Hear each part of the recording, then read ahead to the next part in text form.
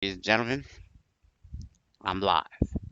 Victor, the voice of reason, and I want to talk to you guys today about gun violence in the world. I want to talk to you today about gun violence in the United States. I want to talk to you today about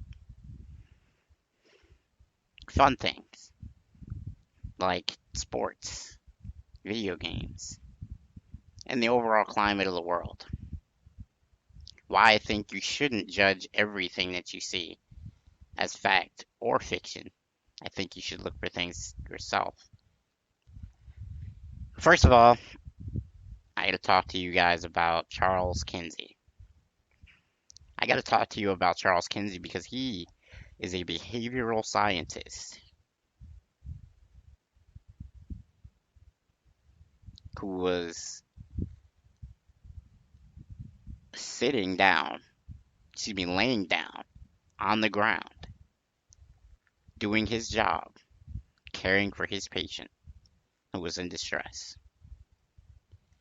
His patient, despite armed police officers with guns drawn, was playing in the middle of the grass with a truck. Charles Kinsey, doing his job, decided that he was going to go out and try to talk to the young person to get them to come back inside and settle down. Trying to defuse the situation, he laid on the ground with his arms in the air, asking officers not to shoot. The officer who did shoot was named today, and his name was Jonathan Alita. Jonathan Alita fired two shots. Well, excuse me, he fired multiple shots, landing two on Charles Kinsey. Mr. Kinsey says that he still doesn't understand why he was shot. After watching the video, reading Mr. Alita's account of the story, I don't understand why he was shot either. I think that he was trying to defuse a situation that could have resulted in that young man's life being lost, like so many other people's lives have been lost due to police brutality, not just black. I'm glad that Mr. Kinsey didn't lose his life. I'm sorry that he had to feel the pain of being shot. And I'm also glad that this is something that America has to stand up and pay attention to. You see, with past cases of police brutality, especially against African Americans, there was a shadow of doubt surrounding each person that was presented before us, especially Freddie Gray. Freddie Gray was a common criminal. Didn't do anything outlandish, was never really violent, didn't do anything that deserved to have his life being taken, but he was a criminal. He had a past, and so people had the option when they talked about this case to throw that in there anecdotally, saying, you know what, I read this, I saw he was a criminal, I believe that the police officer may have thought that his life was in danger when he went there. How are you going to explain this one? Mr. Kinsey obviously had no gun. Mr. Kinsey obviously posed no threat to the police. Mr. Kinsey was doing his job, trying to help the police defuse the situation. Overall, in America, we've had way too many acts of violence committed by the police against our citizens. I want to call for America with my tiny voice to think very clearly about the direction that our police officers are headed in. Citizens are starting to retaliate against the police. I don't feel that that's justified. I think that police are often trying to do their job the best that they can. Most police officers are good. They do their job, they go home to their family, and they gladly do it again, and they gladly risk their lives for you and me every day. But there are a handful of the many who don't do their jobs as they should. There's a handful who take the law in their hands instead of protecting the letter of the law. As an officer, you're put in a position of power. And any time that you have power over another individual, you have to be very careful with how you execute that power. Sometimes when we have situations that come up in America, Eric Garner, Freddie Gray, several other people, we often side for the police officer saying, oh, well, I guess you could understand because Eric Garner was a very large man and he was struggling to get off the ground. Freddie Gray was a criminal and they knew that before they went there, so obviously they were on edge. You can't say that about Charles Kinsey. Elsewhere in the world, we have gun violence as well. We have it in Kabul. We've had it in Munich, Germany. Turkey is currently under martial law. I think America's problems are greatly stated, greatly over-exaggerated, and greatly massaged to fit an agenda created to stop people from trying to cooperate with each other and get them to not pay attention to the things that are going on around them.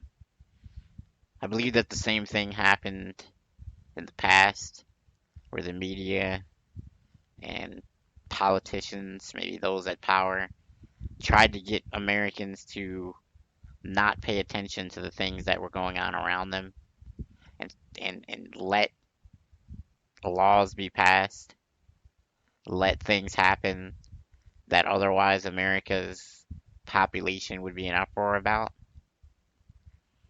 I'm not saying that that's going to happen here. I'm not saying that that ever happened. I'm just telling you what I personally believe. Something fun in the world happened, though. EVO 2016. EVO 2016 is a video game tournament surrounding fighting games. Fighting games are one-on-one combat mostly, mano a mano. There are teams in certain events, but mostly it's you versus your opponent. Dominique McLean was the big winner at EVO 2016, winning an astounding $73,000. He won Mortal Kombat and placed in several other events. Congratulations, Dominique McLean. You took on a dream that I had when I was a young kid. Everybody who loved playing video games one day wanted to do this forever or make this my job. I can't tell you how many of my friends have said this to me over the years that they wish that they could get paid for playing video games. Dominique McLean and several others did. They do currently, and they will get paid more in the future. Esports is growing. It's becoming not the anomaly that it used to be. NBA 2K, very popular basketball franchise, has instituted an esports line centered around the road to the finals, where teams based online will compete against other teams to win an opportunity to travel to 2K's headquarters or a site that they choose mutually and do battle against one another for a cash prize. That's amazing. That's taking people who may have never met in person, giving them an opportunity to play a game that they have fun with for real life money. Some people take video games very seriously. Some of the people who played Halo, they took it incredibly seriously. Some people that I know personally take video games very seriously, but they're not quite on the level that these guys are. Dominique McLean was able to fend away players from all around the world. McLean is from the United States. He goes by Sonic Fox. I told you that he won Mortal Kombat XL. 2K Sports, with their E franchise, is trying to do something that I guess most players dreamed about, as I said, when they were little. They want to play with their friends and win money. That's cool. Some people say that this shouldn't be a thing. Some people say that we shouldn't be encouraging people to play video games at this rate. I don't know. What's the difference between going to school for 5, 6, 8 years, getting a degree, psychology, getting a doctor's degree, getting a nursing degree, and never using it? I know several people who've done just that. Would you say that they threw their lives away because they went to school for something that they ultimately didn't do? No. Why is it different here? Around the world, as I stated earlier, in Munich, Germany, in Kabul just today, we've had violence by Islamic states, by homegrown terrorists in their native countries. I believe that the problems that we have in America with gun violence, the shooting in Orlando, Columbine back in yesteryear, a lot of other frightening events that have happened on American soil, they all go hand in hand with the violence that we've seen in these other countries. I don't believe that America has the biggest problem with guns, as most people would like you to believe. I do, however, believe that America needs to set the standard for these other countries and how we deal with our problems. Most of the time around the world that you look to America to decide how you should proceed.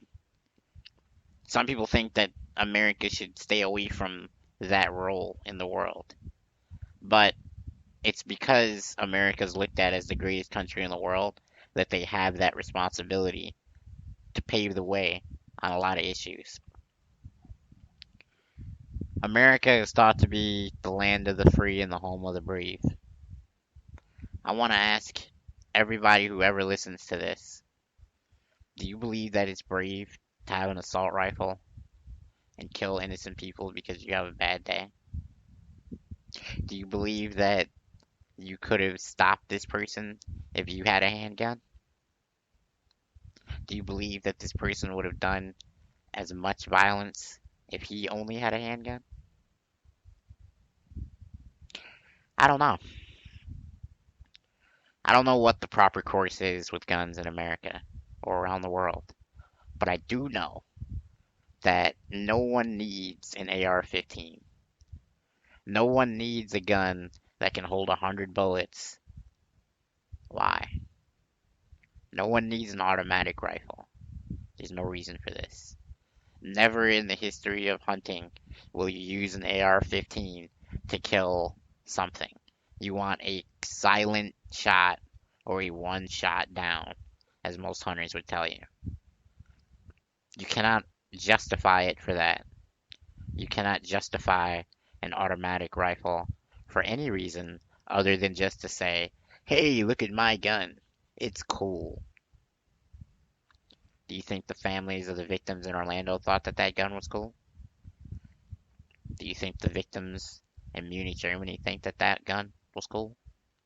Do you think the people in Kabul think that the guns are cool? No. I believe that in America we need to consider.